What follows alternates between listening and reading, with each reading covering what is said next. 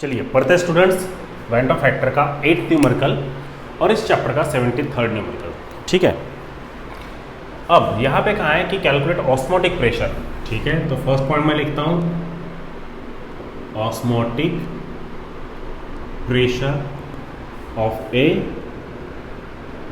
Solution, denote करेंगे हम इसे पाई से, और ये आपको फाइंड आउट करना है। ठीक है, साथ में आपको कॉन्सेंट्रेशन दिया in terms of molarity, concentration of A solution, हम इसे डिनोट करते हैं C से, और ये दिया 0.1 मोलर। ठीक है, और साथ में 27 डिग्री सेल्सियस बोला है। ठीक है, तो 27 डिग्री सेल्सियस का मतलब क्या, ये है आपका temperature.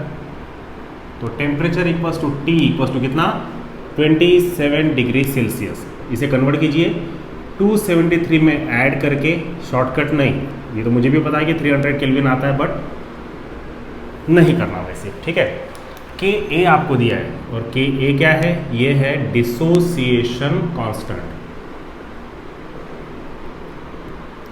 So dissociation constant for ये जो CH3COOH है, ये है आपका वीक एसिड।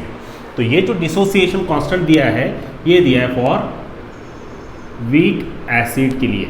ठीक है, मैं यहाँ लिखता हूँ, डिनोट करते के ए से, और वो दिया है आपको 1.8 इंटू 10⁻⁻5।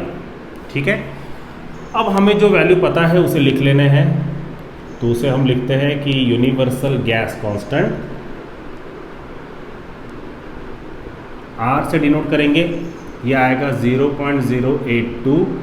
ठीक है, litre atmosphere kelvin inverse mole inverse. ठीक है, अब देखिए स्टूडेंट्स स्टेप्स कैसे फॉलो करना है आपको ऑस्मोटिक प्रेशर फाइंड आउट करना है। उसके लिए I यानी वेंट ऑफ फैक्टर पता होना चाहिए। वेंट ऑफ फैक्टर कैलकुलेट करना है तो आपको डिग्री ऑफ डिसोसिएशन, जो भी होगा उसका एसिटिक एसिड का एसोसिएशन ही होता है, तो डिग्री ऑफ एसोसिएशन पता होना चाहिए, यानी अल्फा फाइंड आउट करना है। तो आपको के ए दिया है, तो के ए के फॉर्मूले में के ए का वैल्यू रखेंगे, तो अल्फा कैलकुलेट करेंगे। अल्फा कैलकुलेट करने के बाद में आई कैलकुलेट होगा, और आई कैलकुलेट होने के बाद में हम ऑस्मोटिक प्रेशर यानी पाई को कैलकुलेट कर सकते हैं। तो हमारा पहला स्टेप ये होना चाहिए कि हम पहले अल्फा को कैलकुलेट करें। ठीक है, तो उसके लिए हम डिग्री ऑफ डिसोसिएशन या फिर डिसोसिएशन कांस्टेंट जो भी रहेगा, एसोसिएशन कांस्टेंट लिखना पड़ेगा यहाँ पे, एसोसिएशन कांस्टेंट। ठीक है, तो अब मैं यहाँ पर लिखता हूँ association constant for weak acid is given as, क्या है formula students, K a equals to alpha square into C. ठीक है, ये फॉर्मूला याद कीजिए, सी को लेफ्ट में भेजिए, therefore alpha square equals to K A upon सी हो जाएगा। यहाँ से स्क्वायर हटा दिया, वहाँ पे स्क्वायर रूट लग जाएगा, तो alpha equals to under root of K A upon C. Value put कीजिए, के ए का है value 1.8 into 10⁻⁻5 divided by concentration है 0.1। ठीक है, अब मैं डिजिट्स को ना शिफ्ट कर दे रहा हूँ। कैसे, ये जो 0.1 है इसे हम करेंगे 10⁻⁻1, और 10⁻⁻1 जब ऊपर जाएगा स्क्वायर रूट के बाहर नहीं, अंदर में ही, तो 10⁻⁻1 जब न्यूमरेटर में जाएगा ये हो जाएगा 10⁻1, और 10⁻1 और 10⁻⁻5 ये हो जाएगा 10⁻⁻4 -4। ठीक है, अब हम यहाँ क्या करेंगे, 1.8 को मैं शिफ्ट कर दे रहा हूँ ऐसे 180 से, इंटू 10⁻, ये हो जाएगा -6।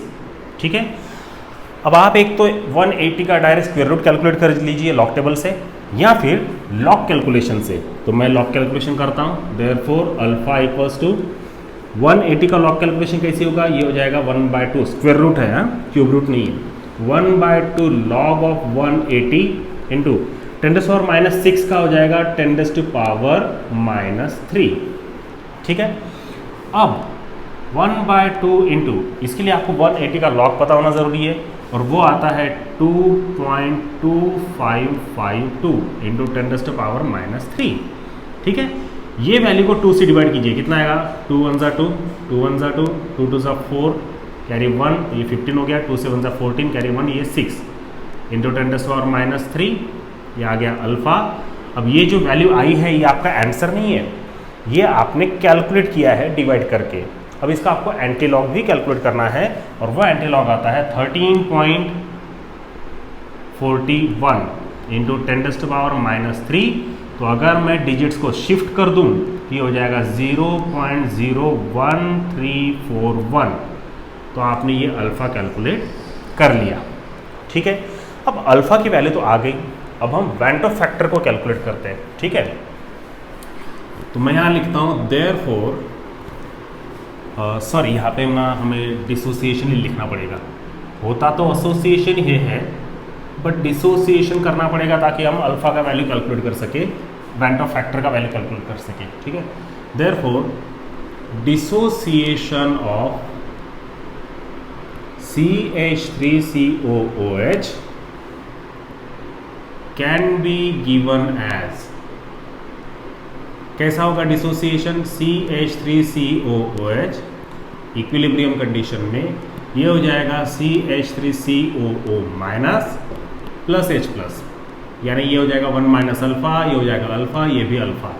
Therefore I equals to 1 minus alpha plus alpha plus alpha, ये हो जाएगा 1 प्लस अल्फ़ा। अब ये बताने की जरूरत नहीं है ना, minus alpha plus alpha cancel, एक अल्फ़ा बचता है।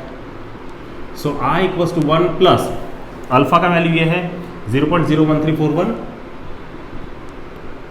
उसे रख लिया, एडिशन किया तो ये आता है 1.01341, ये आ गया आपका I का वैल्यू, ठीक है, जो हमने इस फॉर्मूले से कैलकुलेट कर लिया, ठीक है। अब बारी आती है ऑस्मोटिक प्रेशर की, तो मैं यहाँ ऐसे लिखता हूँ ऑस्मोटिक प्रेशर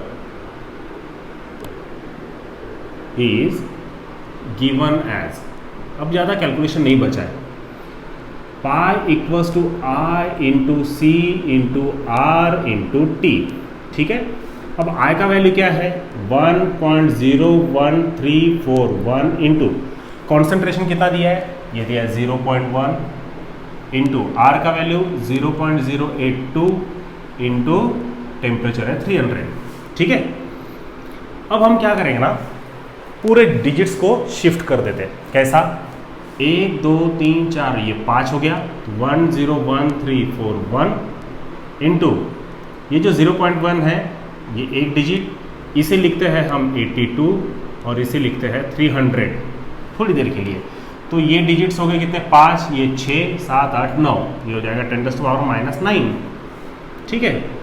अब 10⁻⁹ और ये 2 डिजिट्स इसे भी शिफ्ट कर लीजिए, ये कितना हो जाएगा 1.01341 इंटू 82 इंटू ये हो जाएगा 3 इंटू 10⁻⁷, ठीक है, क्योंकि ये 2 डिजिट पॉजिटिव में आएंगे, ठीक है। तो अब क्या करना है आपको 1.01341 इंटू 82 को 3 से मल्टीप्लाई कीजिए, 3 2 6 देन 8 3 24। अब आपको सिंपल तरीके से लॉग कैलकुलेशन करना पड़ेगा।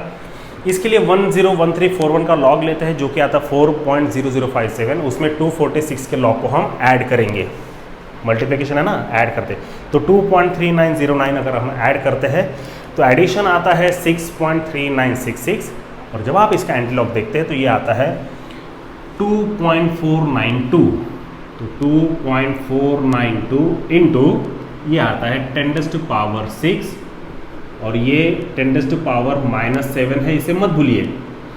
और अगर शिफ्ट करते तो ये हो जाएगा 2.492 इंटू 10⁻⁻1, इसका मतलब 0.2492 आएगा, ठीक है। ये हो गया आपका ऑस्मोटिक प्रेशर, जिसका यूनिट रहेगा एटमॉस्फेयर, ठीक है स्टूडेंट्स। न्यूमेरिकल थोड़ा सा लेंदी है, कैलकुलेशन ज़्यादा है, आप इसे नोट डाउन कर लीजिए। मिलते हैं नेक्स्ट वीडियो में जिसमें हम पढ़ेंगे इसके बाद का न्यूमेरिकल, शायद वो 9th वाला रहेगा, ठीक है। ये 8th वाला है, 9th वाला रहेगा। लॉग कैलकुलेशन ज़रूर लिखना है आपको, ये भूलना नहीं है, ठीक है, आप लिख लीजिए इसे।